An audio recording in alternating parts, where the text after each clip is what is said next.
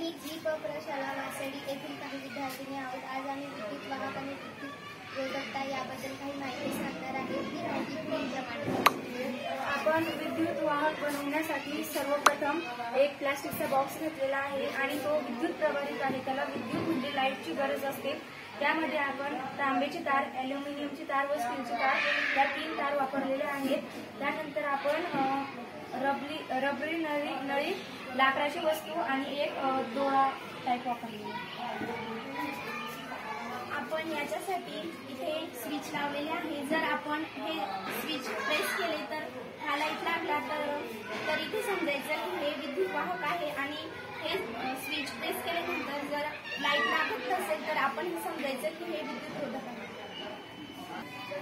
यावरून आपल्याला असं कळतं की शेतीमध्ये असलेले इलेक्ट्रॉनच्या वस्तू आणि घरगुतीमध्ये असलेले इलेक्ट्रॉनच्या वस्तू विद्युत वाहक आहे की विद्युत रोधक आहे यावरून कळतं।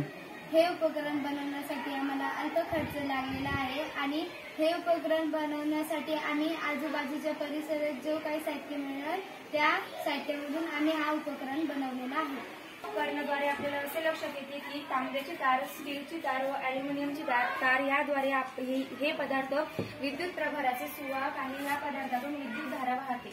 तसेच त्याच्यामध्ये प्लास्टिक रबरची नळी काडी हे वाहक आहे। अशा प्रकारे आम्ही हे उपकरण बनवलेले आहे।